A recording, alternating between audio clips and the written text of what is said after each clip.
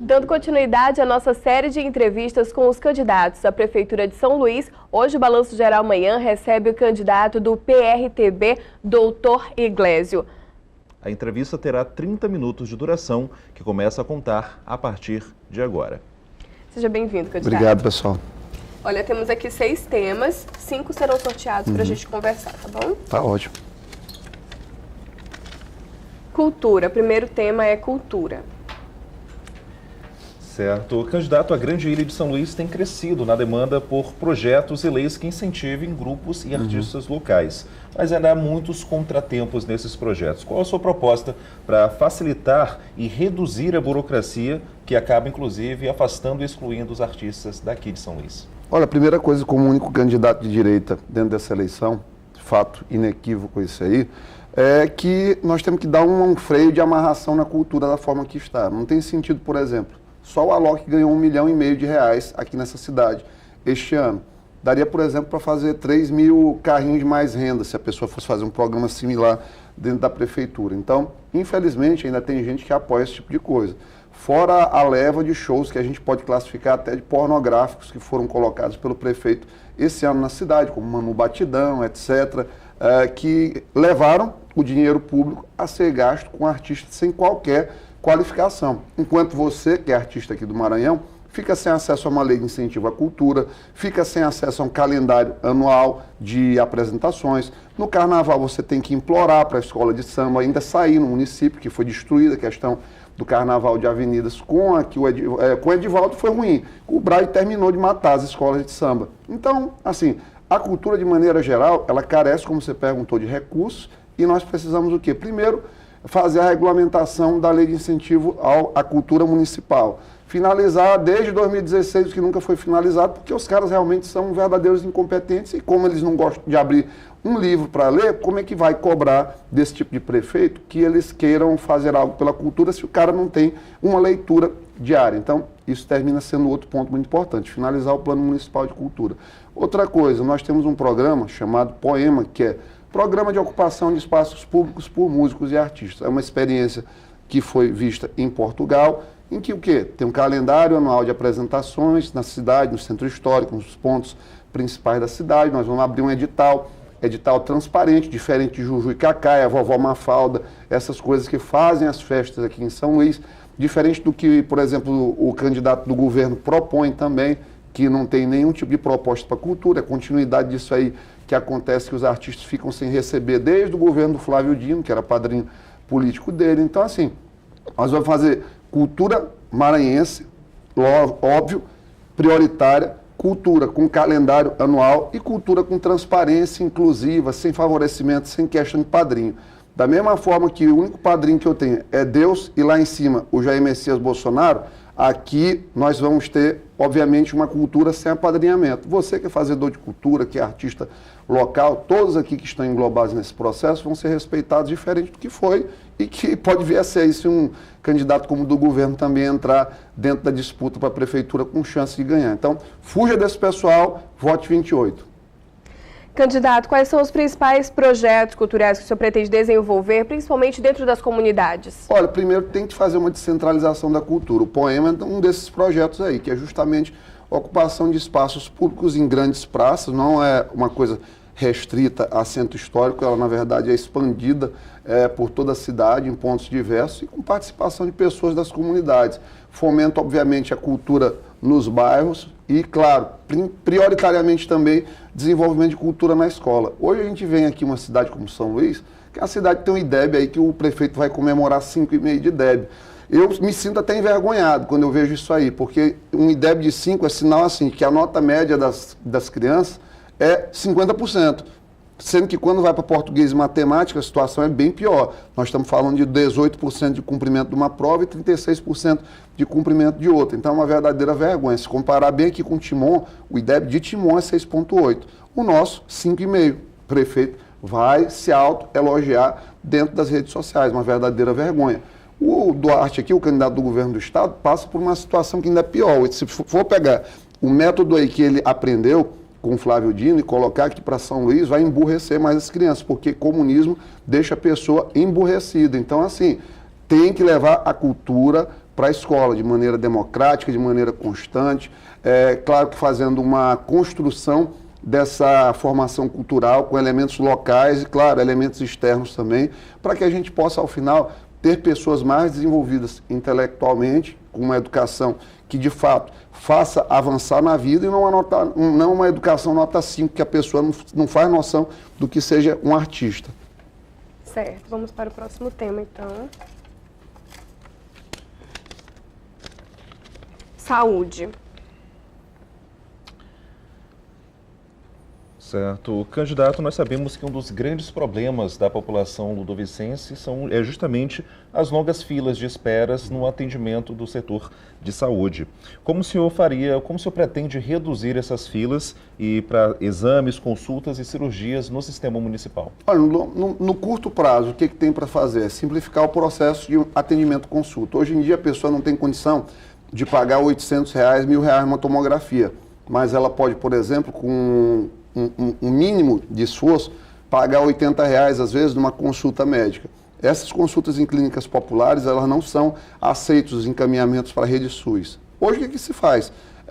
Tem que ir num posto de saúde, aí o posto de saúde encaminha para o especialista vai te levar ali para fazer uma primeira consulta. Na primeira consulta ele te pede os exames, você volta para a Semarc, aí faz os exames depois de muito tempo.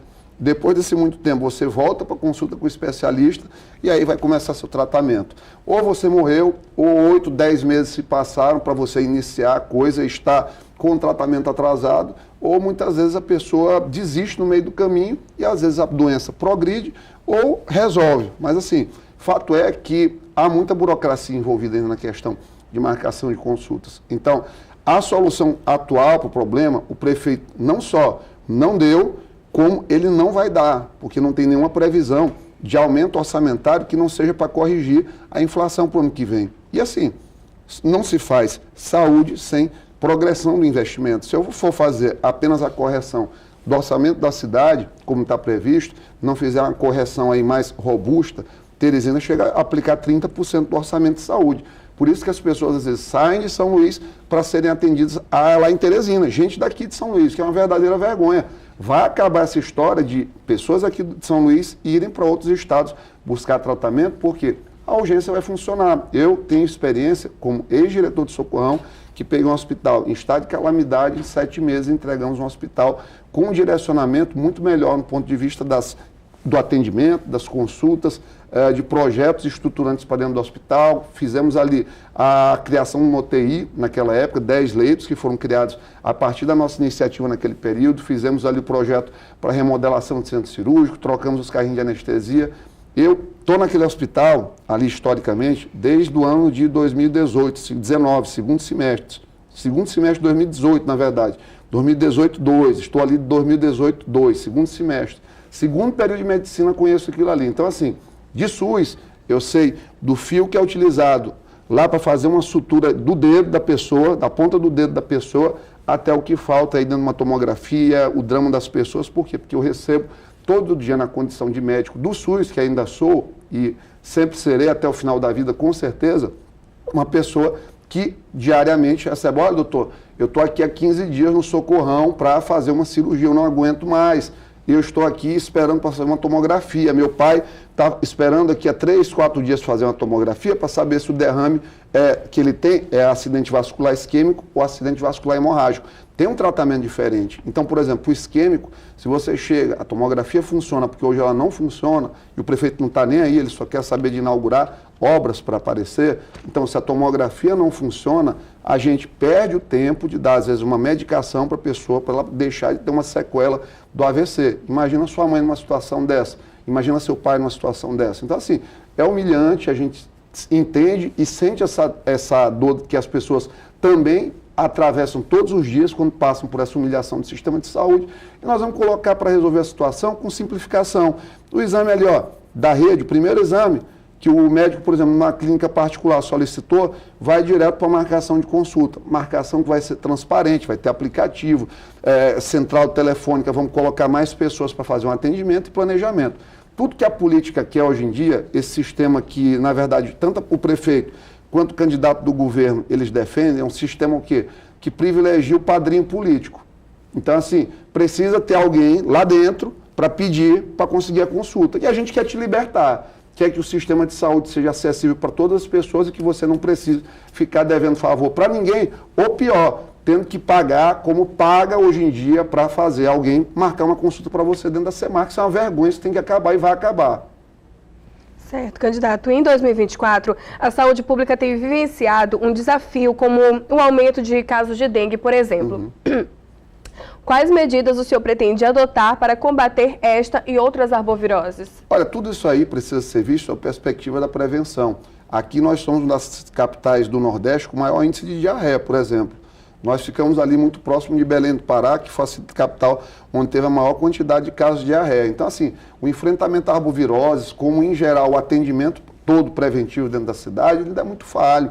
O que se teve aqui? Hoje São Luís é uma cidade que tem um índice de vacinação que não está na média das demais capitais também, primariamente. Quando se fala de dengue, hoje em dia tem acesso até à vacinação contra a dengue também. Então, nós tivemos uma situação que o governo federal, no ano passado, esse governo federal que apoia o candidato do governo, contra o qual o prefeito nunca deu um pio porque não se posiciona politicamente em relação a nada, ele reduziu a questão das vacinas, a disponibilização de vacinas e praticamente não comprou vacina contra a dengue. Nós tivemos uma explosão de casos de dengue no estado. Você nunca mais viu um carrinho fazendo aí, um carrinho desse fumacê, fazendo ações dentro dos bairros para também fazer um controle ali de redução desses mosquitos que são mosquitos transmissores da doença. Então, assim, saúde, de fato, o que aconteceu? A prefeitura atual pegou um hospital que o Edivaldo começou, que o governo continuou, que teve alguns problemas, ele finalizou o Hospital da Criança. Beleza, muito bem. Nos outros dois hospitais, o que ele fez? Agora, perto da campanha, inventou de fazer uma reforma no Socorrão 2, que o Edivaldo também fez ampliação na época, as pessoas esquecem disso, então, porque a maioria das pessoas tem memória curta e parece assim, o prefeito está trabalhando. Não vai ampliar nessa reforma nenhum leito do Hospital Socorrão 2. O corredor vai continuar existindo. O que ele botou lá, aquele prédio, aquela maquete bonita que aparece na TV ali deles, é o quê? É um centro administrativo de 3 andares, um prédiozinho miúdo, mequetrefe, que eles vão colocar para colocar secretárias ali, disponibilizar apoio administrativo. Então, assim, é uma vergonha, cara, o que esses caras fazem e vão fazer com a saúde se continuarem aí. Para tudo isso acabar, é para cá, tá ao contrário, é 28, viu? Do lado direito aqui. Certo, vamos para o próximo tema. Infraestrutura. Candidato, mesmo com a coleta periódica de lixo, o descarte irregular ainda é uma realidade aqui na cidade de São Luís, né? A gente percebe isso nas avenidas, canteiros, esquinas. Qual a sua opinião sobre essa questão da coleta de lixo e também como é que o senhor vai tratar desse tema, caso seja eleito? Tratar como uma capital desenvolvida e decente deve tratar. Primeiro colocando lixeira na cidade. Não tem lixeira na cidade. Aí diz assim, a população é mal educada. Cara, como é que você quer cobrar uma população que tem aí um IDEB de 5,5, que o prefeito vai comemorar a educação de 5,5 dentro da questão do município, vem para as redes sociais comemorar isso, bater no peito e dizer que ele é bonzão e com um IDEB de 5,5 e vai dizer que a população tem educação suficiente para participar da questão da limpeza pública de forma colaborativa, se não tem uma lixeira, se não tem uma campanha educativa dentro das escolas em relação à descarga de lixo. As crianças não são cuidadas com formação para isso, então tem que ter uma mudança ali da educação, até porque nós temos índice aí muito grande de pessoas que não têm nenhum fundamental completo. Então, se está exigindo de uma pessoa o que às vezes ela não tem as condições de dar. Ontem eu visitei a Feira do Mangueirão, como todas as feiras aqui de São Luís, tomei um caldo, normalmente, tu não tens onde jogar um lixo. Eu tive que entrar numa loja, ao longo das ruas ali da feira, pedir para a pessoa para jogar o copo do caldo fora, porque não tem lixeira, os bueiros estão a céu aberto. Então, isso cria tudo aí, uma cultura de não cuidado à estética urbana e, claro, ao paisagismo, ao descarte de lixo da cidade. O orçamento do INPU foi reduzido. Comitê Gestor de Limpeza perdeu completamente as funções. Então, nós vamos começar fortalecendo a estratégia. Primeiro, a prefeitura vai dar as condições E, claro, fazer campanhas educativas, que tu não vê uma campanha educativa, até porque não tem secretário de comunicação no município há muito tempo, tem um orçamento de comunicação de 18 milhões, que a maioria do orçamento vai para promover o prefeito em rede social, vai para uma agência chamada Focus, num contrato de quase 7 milhões de reais, que a cidade nunca teve uma campanha educativa em 4 anos para dizer, cuide da sua cidade, a gente precisa, se tiver um lixo, jogue na lixeira. Como é que vai jogar na lixeira? Não tem uma lixeira. Eu desafio a mostrar. O prefeito inaugurou o hospital veterinário dele, ali no Itaquibacanga, na frente de um lixão no centro da avenida, que o pessoal não tem onde jogar, coloca ali na avenida, o cachorro abandonado, que não tem política de controle de animais de rua, não tem política de castração, o município, o animal vai lá, rasga o saco de lixo, deixa o lixo ali acumulado, visível, vem o urubu para tentar ali retirar aqueles dejetos. São Luís é uma cidade com esse aspecto. Fora da avenida, São Luís de verdade, é São Luís dentro da maioria dos bairros, até no que ele passou asfalto, passa o asfalto, não faz a sarjeta, não faz o meio-fio. Passa o asfalto, não faz ali uma colocação de lixeiras nas ruas. Então, a cidade, que é uma cidade feia, a nossa cidade, do ponto de vista visual, uma cidade que está suja, uma cidade que não convida o turista a ficar aqui mais que 2 dias. Agora vamos falar sobre a problemática do trânsito, né? Como é que o senhor pretende trabalhar para desafogar o trânsito em São Luís, que a cada ano está pior? Olha, eles falam muito aí que esse atual prefeito fez muito pelo trânsito. Eu concordo que tem algumas obras que, para agora, elas desafogaram. Mas é a mesma coisa assim, pensa comigo. Você tem uma casa aqui, você comprou uma casa com 1 quarto. Não dá para uma casa com 1 quarto você imaginar que vai ter mais do que... Ideal é que tenha 2 quartos para pensar em ter um filho. Mas até um filho ali, até alguns anos dele, dá para dormir com a criança dentro do quarto. É a mesma coisa que aconteceu com São Luís. Tudo que está sendo feito na cidade e que foi feito até o momento, não respeitou uma coisa básica, um plano de mobilidade urbana. Como é que eu vou fazer um plano de mobilidade urbana e não faço esse plano e quero entregar obras que, diga assim, vão desafogar o trânsito? Se eu não sei, se perguntar para o prefeito, ele não sabe as necessidades reais de cada local. E o que eles têm feito? Onde é que está aqui afogando o trânsito? É aqui no São Cristóvão, vamos dar um jeito aqui de tirar esse trânsito da avenida, jogar para dentro do bairro. Hoje São Luís tem 469.262 veículos, última atualização. 25ª cidade do Brasil que mais tem carros, tem muito carro e moto aqui. Daqui a 5, 6 anos vai passar de 700 mil. Quem está me assistindo aí, bem aí neste momento, e acredita que essas obras não vão saturar, obviamente, e que os bairros vão ficar lotados. Vai ficar lotado, o bairro vai lotar, a consequência lógica disso é a avenida voltar a lotar. E o prefeito, se eventualmente ele tiver a população ficar cega e reeleger este prefeito, ou colocar aí um que pode ser pior, que é o candidato do governo, o que vai acontecer? Vai acontecer em 4 anos, tchau, o prefeito dá tchau para a cidade, termina a reeleição dele, e aí que os problemas vão começar, porque não ataca as situações como elas devem ser atacadas. Paga 90 milhões hoje de subsídio para os empresários, o Edivaldo pagava 15 e tem menos ônibus na rua. Como é que acontece isso? Em 2020, São Luís tinha 786 ônibus, hoje tem 720. Então, me diga como isso melhorou. Vamos para o próximo tema. Economia. Lembrando, candidato, que o senhor ainda tem 11 minutos, tá?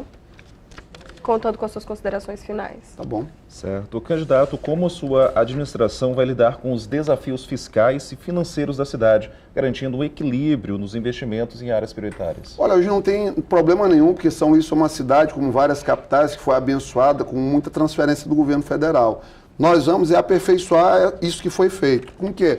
Com uma Secretaria Municipal de Fazenda muito mais forte, muito mais eficiente e, claro, com processos muito mais transparentes. Hoje São Luís deixa de arrecadar muito perto do que deveria arrecadar. Por quê? Porque é lenta a burocracia na cidade. Vai lá, você que é engenheiro, construtor, ou até a pessoa que é mestre de obra, que trabalha ali terceirizado, sabe, para sair um alvará de construção nesta cidade, não sai a burocracia toda estrutural, que a prefeitura é o principal responsável, não sai em menos de 10 meses. No mínimo, em geral, passa de 1 ano. Vai bem aqui em Goiânia, 2 meses. Então, assim, O que acontece com isso aí? A prefeitura deixa de arrecadar um monte de ISS que poderia estar arrecadando para acontecer o quê? Ficar recebendo IPTU. IPTU esse que, abre o olho. O prefeito está esperando só a eleição para sentar a ripa no seu couro. Vem IPTU grande aí, vem surpresa nesse IPTU. Até hoje já saiu de Passo do Lumiar, já saiu de Ribamar. Eu nunca vi isso da minha vida, um IPTU não ser lançado. Nós já estamos no mês de setembro e só vai ser lançado depois da eleição, porque ele está achando que ele vai ganhar no primeiro turno. Então você se prepare. Se o homem ganha, a ripa no seu couro vem forte. Mas o que acontece? O prefeito teve a sorte, voltando aqui à situação que eu havia falado, de ter um excesso de arrecadação federal. Então é por isso que ele vai lindo, pleno, maravilhoso e divo para a televisão dizer, olha, nós governamos aqui sem pedir empréstimo. Claro, o cara teve quase assim, só em 2023, aproximadamente, ele teve 800 milhões de reais a mais de receita.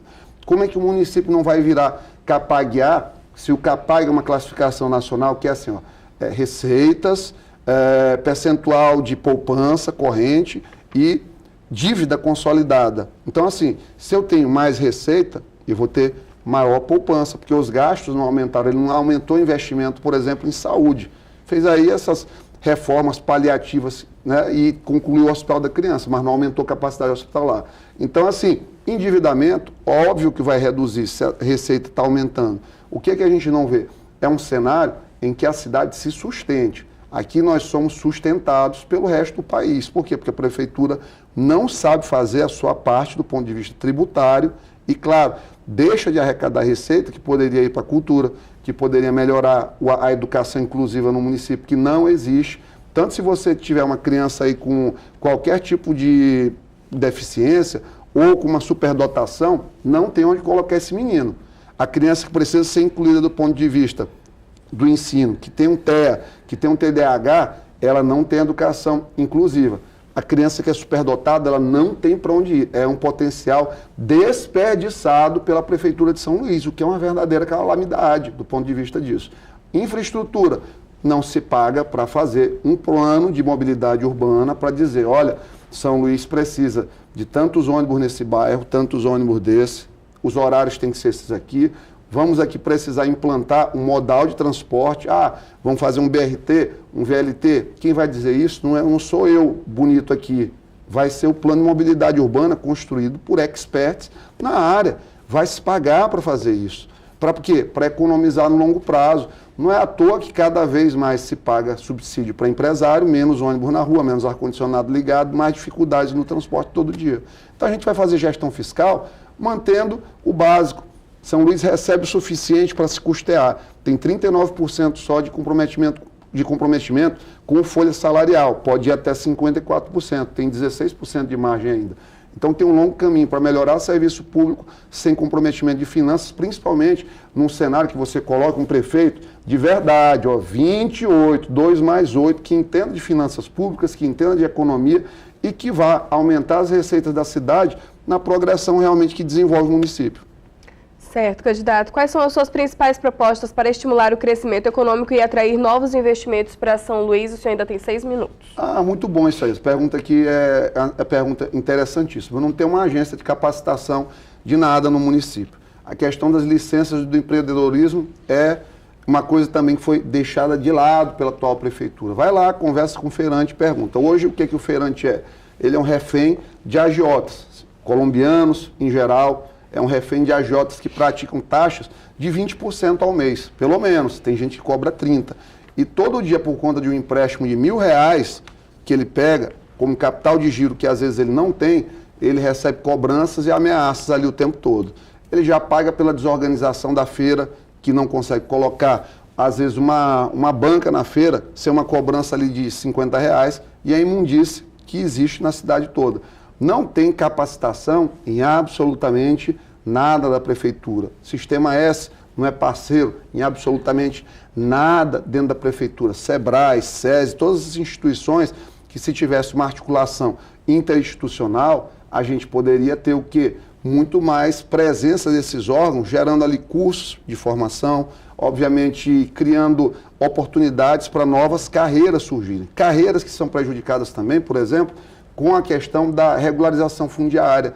O município de São Luís tem 150 mil imóveis para regularizar, 150 mil imóveis pendentes de regularização. Sabe quantos esse bonito desse prefeito ele fez?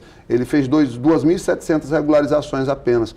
Nós estamos falando de menos de 2% de imóveis regularizados. E ano que vem é pior. O orçamento da CEMU não recompôs ainda o que o Edivaldo tinha colocado, ou seja, não vai fazer regularização fundiária, não vai fazer com que as pessoas sejam donas dos seus imóveis, para ter esses imóveis como possibilidades de colocar negócios, de ter acesso a empréstimos, não tem nada disso. Nós vamos fazer o quê? Parceria de crédito com instituições financeiras, aproveitando a boa nota que o município tem, a prefeitura tendo um fundo municipal para fazer garantia de pequenos empréstimos até R$1.000, R$1.500, com juros subsidiados, juro baixo. A pessoa, ao invés de pagar R$200 por mês de juro no empréstimo de R$1.000, vai pagar ali R$12, R$15 por mês. Faz diferença ou não? No seu bolso, R$185 todo mês. Tenho certeza, até no meu faz, imagina no seu que está pedindo aí um empréstimo de R$1.000 e está se aperreando. Você ainda tem 4 minutos, dá tempo para mais uma pergunta? Dá, tranquilo. Pronto. Educação. Certo. Candidato, como o senhor pretende integrar a tecnologia no ensino das escolas aqui no município? Ora, primeiro, além da tecnologia, a gente tem que fazer o básico, que nenhum básico é feito. Primeira coisa é fazer o quê? Recapacitação dos professores, para situações do dia a dia, para atualização mesmo. Durante a pandemia ficou muito claro isso aí. Esses alunos que precisaram, por exemplo, ter aula, ficaram tendo aula para o grupo de WhatsApp. Não tem nenhuma ferramenta educacional homologada pelo município que garanta que, por exemplo, vai ter uma complementação do estudo em casa e, quando foi necessário ter o estudo 100% híbrido, foi uma catástrofe. Prova disso é o que? Nós tivemos recuo do IDEB naquele período. Fomos de 5,1 para 4,8. Agora estamos em 5,5. Voltamos ao patamar de 2019. E eu digo isso aí com tranquilidade e pureza de alma, por conta de quê? A única coisa que mudou em relação à educação do município foi que esta prefeitura, da maneira mais sem vergonha e safada possível, que alguém com orientação comunista de governar, que não está nem aí para libertar as pessoas das amarras do analfabetismo, da falta de estudo, eles agora estão aprovando automaticamente 98% dos alunos. Olha para mim aqui, ó, 98% das crianças estão passando de ano no município. Faz um teste com eles, pega uma criança dessas aí e veja ao final do fundamental o que ela sabe da escola. Não é à toa que eles deixam de querer continuar os estudos para o ensino médio. A meta é 85% dos alunos saem do fundamental, vão para o médio. São Luís só 70%. É um absurdo isso aí. Por quê? Sabe por que acontece isso aí? Porque a criança, o adolescente, chega ao final do ciclo de ensino que o município oportuniza, ele não vê nenhuma melhora na vida dele. Ele diz assim, rapaz, eu não sei nada. Eu não vislumbro nenhuma mudança da minha vida no longo prazo com isso aqui. Para que eu vou fazer ensino médio? Então tem gente que desiste. Aí passa pelo médio com esse método comunista que foi implantado aí durante 8 anos no nosso ensino, termina o ensino médio também sem bagagem, à exceção das escolas cívico-militares, que nós vamos fazer, aqui 5 no município de São Luís. Assim, eu não tenho como querer falar de... Vamos fazer tecnologia aqui no município, sem dizer que, olha, primeiro a gente precisa melhorar o que a gente tem. Primeiro a gente tem que colocar padrões de alto nível no ensino fundamental. Você ainda tem cerca de 1 minuto e meio, pode fazer suas considerações finais. Olha, essa eleição é um grande teatro, infelizmente, em que tem aí vários atores, mas o jogo está relacionado principalmente aqui. Se continua um prefeito que é só propaganda, se vem um cara do governo que não tem a mínima condição de ser prefeito da cidade, condições intelectuais, morais, éticas, nenhuma condição de ser prefeito da cidade como São Luís, primeiro. Segundo ponto é que tem uma diferença grande de projetos para a cidade. Todo esse balaio de gatos aí de outras 6 candidaturas, elas representam a mesma coisa aqui na nossa cidade. O comunismo, a forma que a esquerda tem de ver tudo, que é o quê? Excesso de secretaria, o prefeito não cortou uma, o Duarte vai fazer a mesma coisa porque está cheio de partidos no entorno dele. Os outros candidatos não estão nem falando de propostas, não tem posicionamento de nada, é tudo ali combinado para tentar colocar o candidato do governo no segundo turno. E tem a candidatura que rompe com toda esta lógica, a partir do momento que ela tem uma orientação completamente diferente, em dizer claramente, olha, não vai ter dinheiro público bancando safadeza no nosso carnaval. Não vai ter ideologia de gênero nas nossas escolas. Nós vamos pulverizar isso aí, acabar com essa história. Escola é lugar de aprender. Nós vamos fazer uma rede de prevenção à questão dos mais de 7 mil abortos ilegais que são realizados todo ano aqui em São Luís, de maneira recorrente. Então nós vamos fazer uma caça a isso, diferente dos outros. Tem o apoio do presidente Bolsonaro. Sou Iglesio 28, preparado para fazer muito melhor que essa turma aí. Obrigada, candidato. Sucesso para o senhor. Obrigado, candidato. Agora o balanço... Ah, não. Perdão. Exatamente. Olha só, gente. Amanhã entrevistaremos o candidato Wellington do Curso do Partido Novo. Contamos com sua audiência. Eleições 2024, o voto na Record.